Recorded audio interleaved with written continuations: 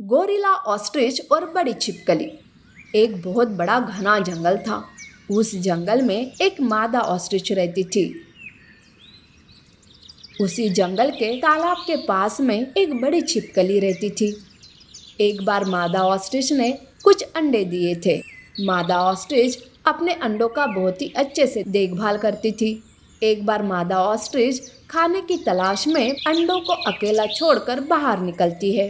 तब वहाँ भूखी बड़ी छिपकली आती है और अंडों को देखकर कहती है, अरे वाह, ऑस्ट्रिच के बड़े बड़े अंडे। आज तो ये अंडे खाकर अपनी भूख मिटाती हूँ। बड़ा मजा आएगा इन्हें खाके। ऐसा कहकर वो बड़ी छिपकली मादा ऑस्ट्रिच के अंडों में से कुछ अंडे खा जाती है। जब उसका मन संतुष्ट हो जाता है तो वो वहां से चली जाती है। थोड़ी ही देर में मादा ऑस्ट्रिच वहां आती है, पर अपने कुछ अंडों को गायब देखकर वो बहुत दुखी हो जाती है और रोते रोते कहती है, अरे ये क्या, मेरे अंडे किसने खाए? इसमें तो मेरी ही गलती है। मुझे ही अपने अंडों को ऐसे अकेला छोड़कर नहीं जाना चाहिए था। ऐसा कहकर वो रोने लगती है। दूसरे दिन फिर से मादा ऑस्ट्रिच अपने अंडे रखती है। तभी एक अंडे में से एक बच्चा ऑस्ट्रिच निकलता है। उसे देखकर मादा ऑस्ट्रिच बहुत ही खुश हो जाती है। तब मादा ऑस्ट्रिच अपने बच्चे के लिए खाना ढूंढने जाती है, पर जाते जाते अपने बच्चे से कहती है, देखो बेटा, तुम ना अंडों का ख्याल रखना। मैं जल्दी ही तुम्हारे लिए खाना ढूंढ कर लाती हूँ, समझे ना? ऐसा कहकर मादा ऑस्ट्रिच खाने की तलाश में जाती है। वहां पर बड़ी छिपकली आ जाती है, जिसे देखकर बच्चा ऑस्ट्रिच डर जाता है। वो बड़ी छिपकली ऑस्ट्रिच के बच्चे को छोड़कर अंडों को खाने लगती है। बच्चा ऑस्ट्रिच डर के मारे उस बड़ी छिपकली को रोक नहीं पाता और वो अंडों को खाकर वहां से चली जाती है। थोड़ी ही देर में वहां मादा ऑस्ट्रिच आती है। अपने बच्चे को यूं डरा हुआ देखकर कहती है, अरे बेटा, क्या हुआ? तुम इतने डरे हुए क्यों दिख रहे हो? क्या बात है? माँ, अभी यहाँ एक बहुत बड़ी छिपकली आई थी। मैं उसे देखकर बहुत डर गया और माँ, उसने कुछ अंडे भी खाए माँ। क्या? बड़ी छिपकली? इस जंगल में तो मैंने आज तक किसी बड़ी छिपकली को देखा नहीं। तुम झूठ तो नहीं कह रहे हो ना? नहीं माँ, मैं झूठ नहीं बोल रहा हूँ। प्लीज मेरा विश्वास करो। अच्छा अच्छा, ठीक है, कल इस बात का पता चल ही जाएगा। दूसरे दिन मादा ऑस्ट्रिच और बच्चा घर में अंडों को अकेला रखकर दोनों भी अपने घर पर दूर से नजर रखने लगते हैं। तभी वो देखते हैं कि बड़ी छिपकली आकर उनके अंडों को खा रही है। तब मादा ऑस्ट्रिच को अपने बच्चे पर विश्वास होता है। वो बड़ी छिपकली किसी को शक न हो इसलिए एक ही अंडा खाकर वहां से चली जाती है। फिर दूसरे दिन मादा ऑस्ट्रिच अपने बच्चे से कहती है, सुनो बेटा, हमें इस बड़ी छिपकली का बंदोबस्त करना ही होगा, नहीं तो वो रोज एक एक अंडे खाकर सारे अंडे निगल जाएगी। मैं मेरे दोस्त गोरिल्ला को बुला कर लाती हूँ। अब वो ही उसको अच्छा सबक सिखाएगा। तब तक तुम अंडों का ख्याल रखना। पर माँ, मुझे बहुत डर लग रहा है। मैं अंडों की कैसे रखवाली करूँगा? बेटा, ऐसे डर के जंगल में नहीं जी सकते। हमें मुकाबला करना ही होगा। तुम्हें हिम्मत करके अंडों की रखवाली करनी ही होगी। तुम घबराना नहीं। मैं समय रहते ही गोरिल्ला को लेकर यहाँ आ जाऊंगी। मादा ऑस्ट्रिच गोरिल्ला को बुलाने जाती है और गोरिल्ला को बड़ी छिपकली के बारे में सब बात बता देती है।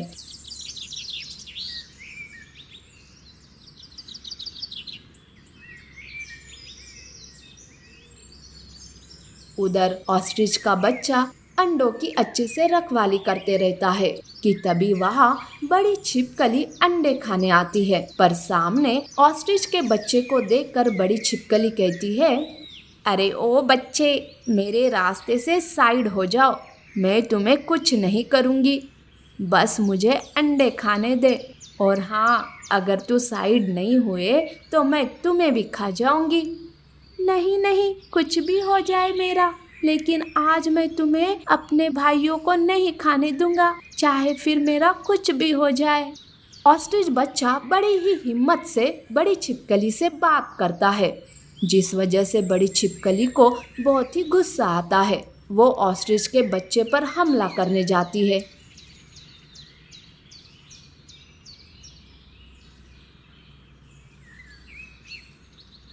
कि तभी वहाँ मादा ऑस्ट्रिच गोरिल्ला के साथ आती है। गोरिल्ला बड़ी छिपकली को पकड़कर उसे मारने लगता है। बड़ी छिपकली भी उस पर हमला करती है। उन दोनों में लड़ाई शुरू हो जाती है। आखिरकार गोरिल्ला बड़ी छिपकली को मार देता है और उसे दूर फेंक देता है।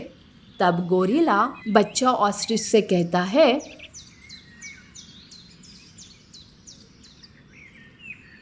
शाबाश बेटा, ऐसे ही बिना डरे मुसीबत का सामना करते रहना। मादा ऑस्ट्रिच गोरिल्ला का धन्यवाद करती है। गोरिल्ला वहाँ से चला जाता है। उस दिन के बाद से वो दोनों भी फिर से बिना डरे खुशी खुशी रहने लगते हैं। हमें किसी भी मुसीबत का सामना डर से नहीं बल्कि हिम्मत से करना चाहिए, तभी तो मुसीबत यूं करते भाग जाती है। बड़ी चील और मुर्गी जाल। एक जंगल में एक बड़ा सा बरगद का पेड़ था। उस पेड़ के ऊपर एक चील का घोंसला था, जहां पर उसके अंडे थे। उसी पेड़ के नीचे एक मुर्गी भी रहती थी और मुर्गी ने भी अंडे दिए थे।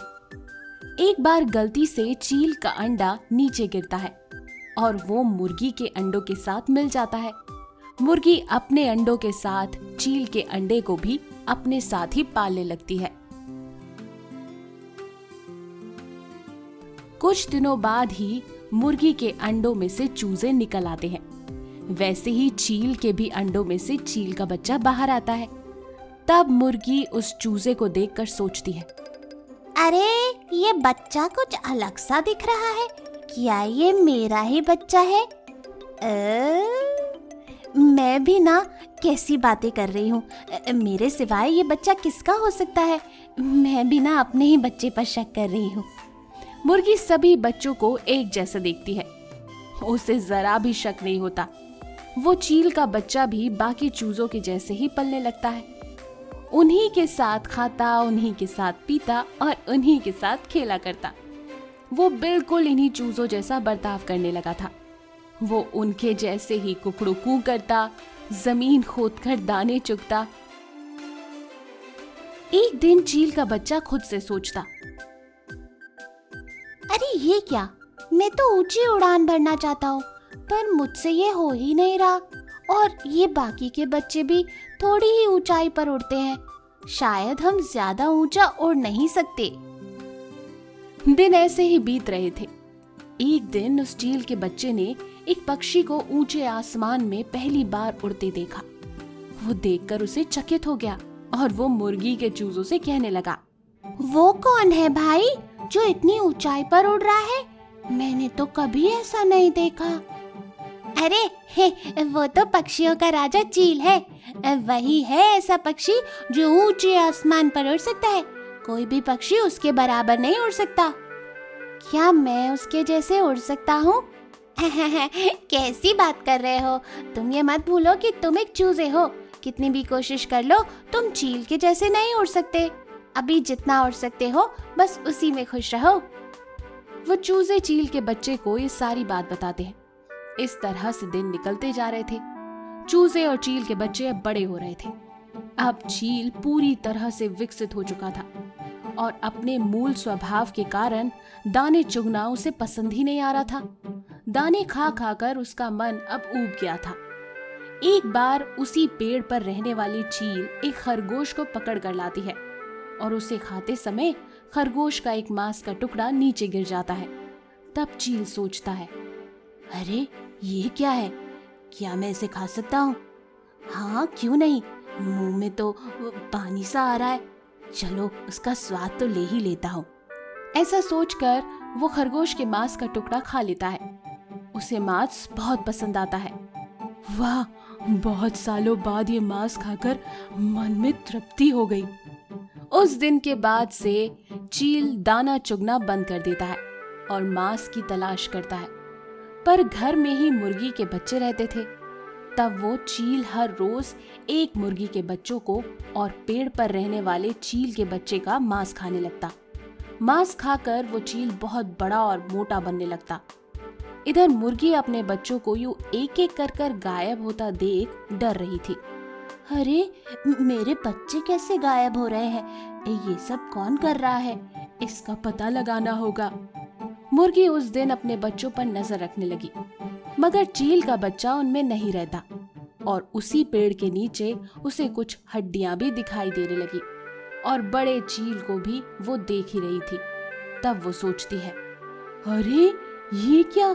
ये मेरा बच्चा नहीं बल्कि चील है जिसे मैंने आज तक पाला, और ये तो दिन ब दिन बहुत बड़ा होता जा रहा है। मुझे तो पहले ही शक हुआ था, पर उस समय मैं फर्क समझ ही नहीं पाई। अब मैं क्या करूं? मुर्गी को चील पर शक होता है और वो तुरंत अपने दोस्त बंदर से मिलने जाती है और उसे सारी बात बताती है। बंदर, मैंने जिसे पाला वो एक चील निकला और अब वो मेरे ही बच्चों को मारकर खा रहा है। अब मैं क्या करूं? मुझे कुछ समझ नहीं आ रहा। मुर्गी, तुम घबराओ मत, उस चील को जाल में फंसाकर सबक सिखाते हैं। और बंदर ऊपर पेड़ पर जाकर ऊपर से चील पर जाल डाल देता है। चील जाल में फंस जाता है, जाल से निकलने की कोशिश करता है।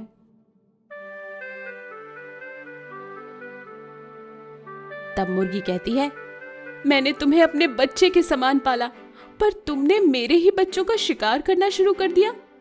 कहते हैं ना कि किसी का मूल स्वभाव कभी भी बदल नहीं सकता।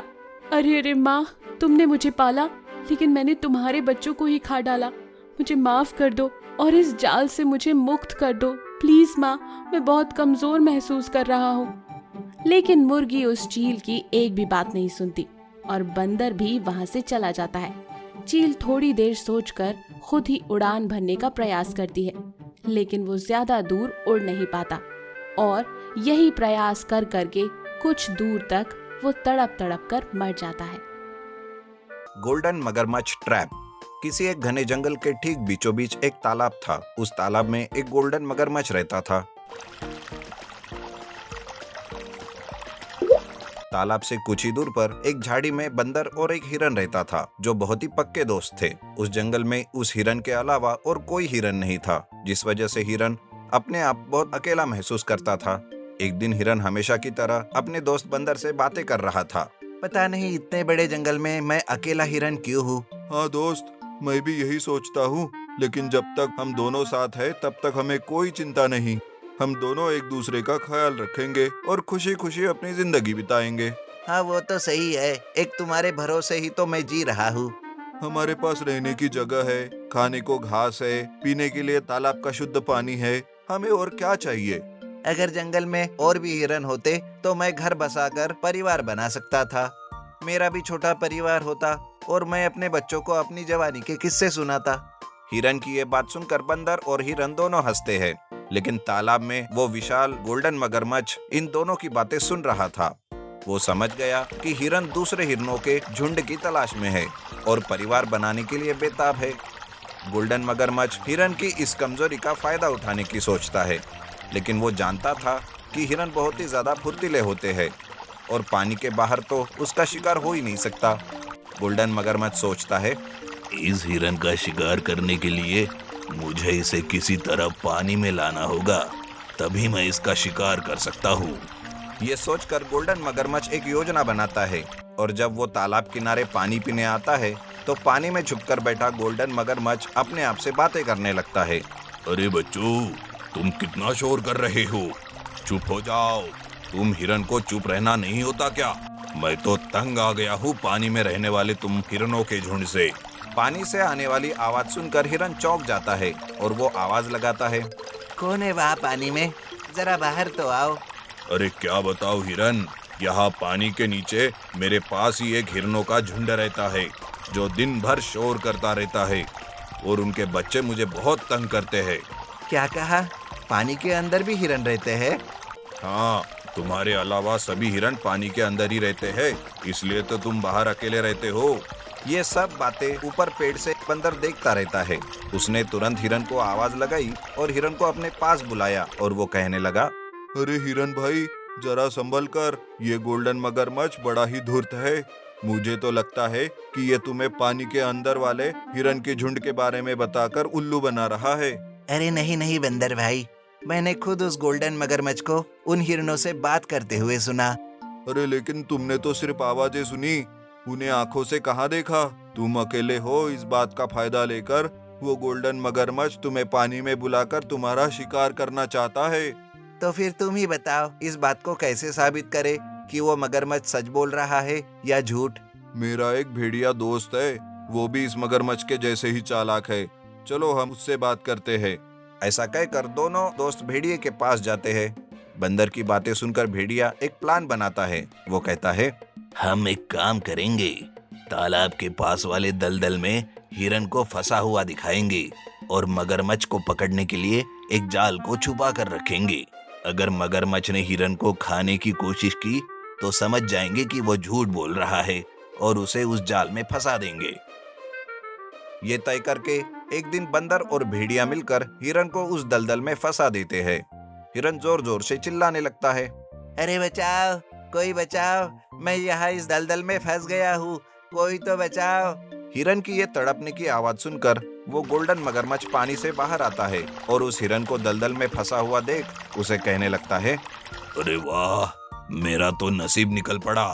अरे हिरन, तुझे खाने के लिए मैंने तुम्हें पानी में हिरन के झुंड की झूठी कहानी बताई, लेकिन फिर भी तू नहीं आया और आज देख, तू खुद इस दलदल में फंस गया है। आज तो मैं तेरा शिकार करके ही रहूंगा। ऐसा कहकर वो गोल्डन मगरमच्छ धीरे धीरे उस हिरन के पास जाता है और जैसे ही वो हिरन को पकड़ने जाता है, हिरन तुरंत वहां से कूदकर बाहर निकल जाता है और बंदर और भेड़िया ने बनाए उस जाल में वो खुद ही फंस जाता है। इस तरह बंदर और उसका दोस्त भेड़िया मिलकर हिरन को अपनी जान गंवाने से बचा लेते हैं। भेड़ और भेड़िए की कहानी। एक घने जंगल में एक जगह एक छोटा सा घर बनाकर उसी में एक सफेद भेड़ रहता था। उसका नाम सहसरा था। वो बड़े खूंखार भयंकर जानवरों से अपने आप को बचाते हुए वहां रहा करता था। वहाँ हरी हरी घास चढ़ते बहुत ही सावधानी से अकेले अपने आप का जीवन बिताता था। एक दिन एक बड़े से पत्थर पर खड़ी होकर वो इधर उधर देख रही थी। जब थोड़ी दूर पर एक पेड़ पे दो पक्षी फल खाते हुए उसे दिखाई दिए। उन्हें देखकर भेड़ उदास हो गया। बिना माँ बाप के मैं अनाथ हूँ, कभी कभी गुस्सा हो जाता हूँ, मुझे अकेले क्यों झेलना पड़ रहा है। 10 दिन पहले मेरी माँ मेरे साथ ही थी, लेकिन वो क्रूर भेड़िया मेरी माँ पर हमला कर दिया और आखिरी सांस लेते हुए मेरी माँ मेरे पास आकर बोली, सहसरा, आज से तुम्हें अकेले खुद का ध्यान रखना पड़ेगा, खास करके उन भेड़ियों की नजर से बचना, सावधान रहना। इतना कहकर उनके प्राण चले गए। कुछ देर बाद अपने आप को संभालकर वहां से आगे बढ़ते हुए सोच रहा था, मेरे साथ खेलने के लिए, मुझसे बातचीत करने के लिए कोई दोस्त नहीं है, इसलिए इस झील के पास मुझे अकेले रहना पड़ता है। पता नहीं अकेले इस जंगल में कैसे जीऊंगा। अच्छा हुआ कि आज किसी को मेरी भनक नहीं लगी। इस तरह सोचते हुए झील के पास पहुंचने पर उस भेड़ को लाल रंग का एक बड़ा फूल दिखता है। उसके पास वो जाता है। ये फूल मेरी माँ का पसंदीदा फूल था।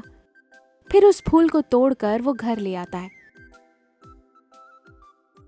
और माँ की फोटो के पास रख देता है। तुम्हारी मौत के जिम्मेदार उन भेड़ियों को मैं जीते जी मिटा देना चाहता हूँ, लेकिन मरते समय तुमने जो बात कही वो आज तक याद है मुझे। कष्ट के समय अधैर्य न होकर समझदारी से अपने आप को बचाना चाहिए। वो पुरानी बातें याद कर ही रहा था कि तभी वहाँ भेड़िया आता है। अरे वाह, लगता है यहाँ मुझे खाना मिलेगा। पता नहीं इससे पहले मैं यहाँ क्यों नहीं आया। सोचते हुए भेड़ के घर में वो आ जाता है। बाहर से कुछ आवाज सुनकर भेड़ ने खिड़की से भेड़िए को देख लिया। भेड़िया बहुत ही गुस्से से उसके घर की ओर आ रहा था। हे भगवान, इस भेड़िए ने मुझे देख लिया। अब मैं अपने आप को कैसे बचाऊं? भेड़ सोचता है कि अगर मैं दरवाजा खोल देता हूँ तो वो घर के अंदर आकर देखकर भेड़िया यहाँ से चला जाएगा। इस बार के लिए तो मैं बच ही जाऊंगा।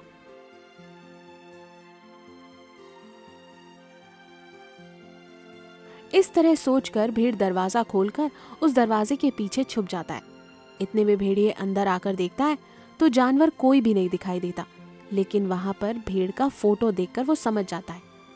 अच्छा, ये बात है। इतने दिनों तक ये खूबसूरत भेड़ यहाँ छुपा था। अब देखता हूँ मुझसे कैसे बचेगा। इतने में दरवाजे के पीछे से भेड़ सरसरा वहां से भाग जाता है। भेड़िया देख लेता है। रुक जाओ।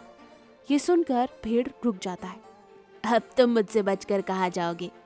भेड़ को बहुत डर लग रहा था, लेकिन अपनी माँ के धैर्य वाली बात को याद करके वो सोचने लगा कि कैसे बचे। वाह, कितने खूबसूरत हो तुम। आज तुम्हें खाने में मजा आ जाएगा। कितनी अच्छी किस्मत है मेरी। माँ को भी मैंने ही खाया और अब बच्चे को भी मैं ही खाऊंगा। भेड़ उन बातों पर गौर ना करते हुए वहां से कैसे भागेगा इसका आइडिया निकालता है। तुम मुझे खा नहीं सकते, क्योंकि दूसरा भेड़िया मुझे खाने के लिए ही आया था, इसलिए मैं अभी उसी के पास जा रहा हूँ। मेरे होते हुए दूसरा भेड़िया खाएगा? अभी उसकी खबर लेता हूँ, फिर तुम्हें खाऊंगा। भेड़ बहुत खुश होकर भेड़िए को अपने साथ एक बड़े से कुएं के पास लेकर जाता है और कहता है कि भेड़िया इसके अंदर है। भेड़िया झांक कर देखता है तो उसी की परछाई उसको दिखाई देती है। तब वो सोचता है कि ये दूसरा भेड़िया है। उसको चेतावनी देता हुआ वो कुएं में छलांग लगा देता है। इस कहानी से हमें ये सीख मिलती है कि कष्ट के समय हमें अधैर्य न होकर समझदारी से आगे बढ़ना चाहिए। Underground magical diamond tree. एक दिन राजू नाम का एक गरीब व्यक्ति लकड़ियां काट कर ले जाने के लिए जंगल में आता है। राजू छोटे छोटे काम करके अपने परिवार का पालन करता था। बाप रे, अगर आज मैं लकड़ियां लेकर नहीं गया तो मेरी पत्नी मुझे घर में कदम भी नहीं रखने देगी और खाना भी नहीं देगी। किसी भी तरह लकड़ियां काट कर ले ही जाना पड़ेगा। इस तरह सोचते हुए वो आगे बढ़ा। थोड़ी दूर जाने के बाद एक बंदर जो पेड़ पर बैठा था उससे कहता है, अरे सुनो, कहाँ जा रहे हो? तुरंत वापस घर चले जाओ। बाप रे, नहीं नहीं, अगर मैं लकड़ियां लेकर घर नहीं पहुंचा तो मेरी बीवी मुझे मार देगी। तुम्हारी पत्नी केवल तुम्हें मारेगी। अगर ऐसे ही आगे बढ़ते रहे तो बाघ का आहार बन जाओगे। मेरी बात मानो, तुरंत वापस चले जाओ।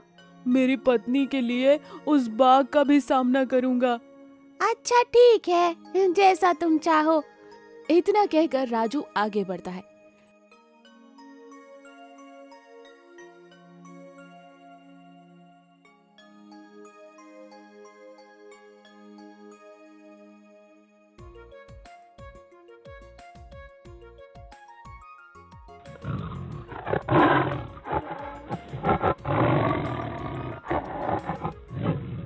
फिर बाघ का सामना होता है।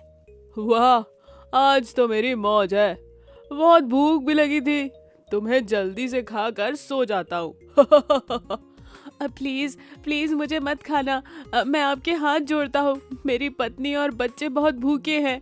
लकड़ियाँ काट कर ले जाऊंगा तो मेरी पत्नी खाना बना कर खिलाएगी। हाय रे, फिल्मी सेंटिमेंट से मेरा दिल जीत लिया, लेकिन छोड़ दूंगा तो मेरी भूख कैसे मिटेगी? फिर भी ठीक है, तुम जाओ, मैं कुछ ना कुछ और इंतजाम कर लूंगा। भाग राजा, आपका दिल बहुत बड़ा है, मैं चलता हूँ। इस तरह डर कर वो वहां से भाग निकला। थोड़ी दूर जाने के बाद उसे सांप मिलता है। बाप रे, इतना बड़ा सांप! ये तो मुझे निगल ही जाएगा। तुरंत भागना चाहिए। तुम मुझसे बचकर कहाँ जाओगे? जितनी दूर तुम भागोगे मैं तुम्हें पकड़कर निगल जाऊंगा। सांप के आगे आते ही वो वहां से भागने की कोशिश करता है। थोड़ी दूर जाने के बाद सांप जाल में फंस जाता है। सांप के डर से भागता हुआ राजू एक सुरंग में गिर जाता है। बाप रे, ये तो अंडरग्राउंड है, इतना भयानक है, यहाँ से कैसे बाहर निकलूंगा। इस तरह सोचते हुए वो आगे बढ़ता है। इतने में उसे एक चमकदार पेड़ दिखाई देता है। अरे ये क्या, ये तो बहुत ही विचित्र है। वाह, यहाँ नीचे पेड़ भी होते हैं, वो भी इतने अद्भुत। अभी इसे काट कर ले जाता हूँ। अरे नहीं नहीं, दया करके मुझे मत काटो, मुझे मत मारना, जो भी तुम्हें चाहिए मैं दूंगा। फिर राजू अपने मन में सोचता है, अरे मैं कितना बड़ा मूर्ख हूँ, पेड़ भी तो प्राणी ही होता है, इसे काट दूंगा तो हत्या के बराबर होगा, मुझे बहुत बड़ा पाप लगेगा। लगता है बहुत अद्भुत पेड़ है ये, इसे ऐसे ही छोड़ देता हूँ।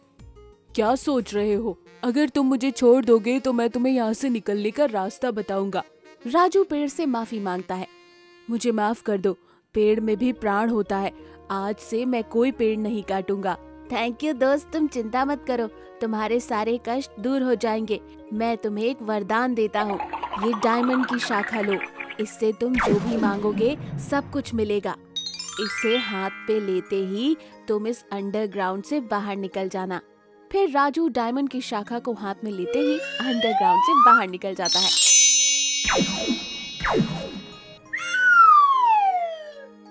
आज मुझे पेड़ ने बचा लिया, नहीं तो वही फंसा रहता। इस तरह सोचते हुए वो आगे बढ़ता है। इतने में जाल में फंसा सांप उसे फिर से दिखाई देता है। मुझे मारना चाहता है, लेकिन तू तो जाल में फंसा हुआ है, इसलिए दूसरों को कष्ट नहीं देना चाहिए। मुझे माफ कर दो दोस्त, और इस जाल से छोड़ा दो। ठीक है, फिर कभी भी किसी को परेशान मत करना। इतना कहकर डायमंड की शाखा को फेरते हुए जाल को राजू गायब कर देता है और सांप बाहर निकलता है। थैंक यू दोस्त, तुम्हारा एहसान मैं कभी नहीं भूलूंगा। बाद में राजू आगे बढ़ता है।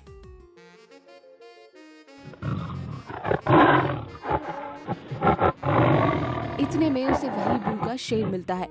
तू फिर आ गया, मुझे बहुत भूख लगी है, थोड़ी देर यहीं रुकेगा तो खा जाऊंगा। अभी तुम्हारी भूख मिटाता हूँ। डायमंड शाखा से इधर उधर हिलाते हुए बहुत सारा आहार वो शेर के लिए लाता है। वाह, कितना स्वादिष्ट खाना है दोस्त, बहुत खुशी हुई। दूसरों की मदद करने पर हमेशा अच्छा ही लगता है। फिर राजू वहाँ से आगे बढ़ता है। उसे बंदर मिलता है। पता है तुम्हारी किस्मत बहुत अच्छी है, इसलिए तुम बाघ से बच गए। चलो अब जल्दी घर वापस जाओ। तुम कितने अच्छे हो दोस्त, आने वाली मुसीबत के बारे में तुमने मुझे पहले ही आगाह कर दिया। सबको बचाना चाहते हो, तुम्हारे लिए बहुत सारे फल। अरे वाह, फल मेरे लिए, लेकिन दिखाई नहीं दे रहे। थोड़ी देर सब्र करो, ये रहे फल। राजू ने डायमंड की शाखा को इधर उधर हिलाया और बहुत सारे फल आ गए। फल देखकर बंदर की खुशी का तो ठिकाना ही नहीं रहा। दोस्त, तुम्हारा दिल कितना अच्छा है, तुम दूसरों के बारे में बहुत सोचते हो और उनकी मदद करते हो। हमेशा दूसरों की मदद करना चाहिए हमें, उनकी रक्षा भी। बहुत बढ़िया बात की दोस्त, अभी मैं चलता हूँ। और वहाँ से राजू सीधा लकड़ियाँ लेकर अपने घर जाता है। लोमड़ी का धोखा। वह गर्मियों के दिन थे। जंगल के सारे जीव जंतु भोजन न मिलने के कारण बहुत परेशान रहा करते थे। उस समय जंगल में एक चालाक बंदर रहता था।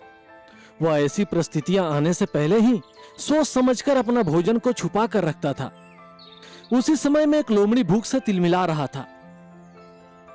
लोमड़ी ने उससे कहा, अरे कैसे दिन आ गए हैं, भोजन तक नहीं मिल रहा है, क्या करूं? कहते हुए चिंतित हो रहा था। यह सब बंदर ने देखा और कहा, लोमड़ी भाई, इतना उदास क्यों हो, क्या हुआ? कुछ भी नहीं बंदर भाई, आज मैंने पूरा जंगल छान मारा है, लेकिन कुछ भी खाने को नहीं मिला। सारे पेड़ सूख गए हैं और कोई भी जानवर बाहर नहीं निकल रहा। इस साल गर्मियां बहुत ज्यादा है, ऐसे ही चलता रहा तो मैं जी नहीं पाऊंगा। यह बातें सुनकर बंदर को लोमड़ी पर दया आई। उसने लोमड़ी से कहा, अरे लोमड़ी भाई, अगर तुम्हें अच्छा लगे तो मेरे पास थोड़ा भोजन पड़ा है, तुम खा सकते हो। तब लोमड़ी ने कहा, ठीक है भाई, दे दो, मैं वही खा लूंगा। फिर तुरंत ही बंदर लोमड़ी को खाना देता है और लोमड़ी जल्दी जल्दी सारा खाना खा लेता है और बंदर को धन्यवाद कहता है और वहां से जाने के लिए खड़ा होता है। इतने में बंदर कहता है, ठीक है लोमड़ी भाई, अगर कभी भी तुम्हें भूख लगे तुम यहाँ निश्चिंत होकर आओ और भोजन कर लो। ठीक है, कहकर वहां से चला जाता है। थोड़ी देर बाद रास्ते में लोमड़ी को एक शेर मिलता है। शेर ने कहा, क्यों लोमड़ी भाई, आज बंदर के साथ मिलकर अच्छा दावत खाया ना? ऐसा कुछ नहीं भाई, बस थोड़ा सा करके आ रहा हूं। तुम दोनों तो पेट भर के खाना खा लिए, फिर मेरा भूख का क्या होगा? तुम मेरा भूख मिटा सकते हो? लोमड़ी डरते हुए कहता है, अरे मैं तो कई दिनों से भोजन ना खाने के कारण सूखकर कांटा हो गया हूं। मेरी हड्डियां बाहर निकल आई है, इसीलिए वह बंदर बहुत ही बलिष्ठ है। अगर वह आपको मिल जाए ना, 4 दिन तक खाना ढूंढने की जरूरत नहीं पड़ेगी। अच्छा ठीक है, तुम जाओ, अभी उसे यहाँ लेकर आओ। ठीक है, मैं तुरंत ही जाकर उसे लेकर आता हूँ।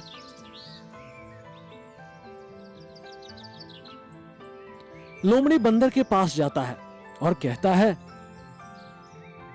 बंदर भाई, मैंने रास्ते में बहुत सारा भोजन देखा है, इसीलिए तुम मेरे साथ चलो। सारा भोजन लाकर तुम्हारे पास ही रख देता हूं, फिर हम दोनों मजे से खा सकते हैं। बंदर लोमड़ी की बातों को सच मानकर उसके साथ चला जाता है। लोमड़ी बंदर को शेर के पास ले जाता है, फिर तुरंत ही वहां से भाग जाता है। इस तरह लोमड़ी जिसके हाथ से खाना खाया, उसी को धोखा देकर अपने स्वार्थ के लिए बंदर को मरवा देता है। सीख, आंख मूंद कर किसी पर भी भरोसा नहीं करना चाहिए। इस तरह भरोसा करने से ही बंदर ने अपनी प्राणों को खो दिया। ये कहानी अच्छी लगी तो इसे लाइक कीजिए। ऐसी और कहानी देखने के लिए हमारे चैनल को सब्सक्राइब करें और नोटिफिकेशन पाने के लिए बेल आइकन पर क्लिक कीजिए।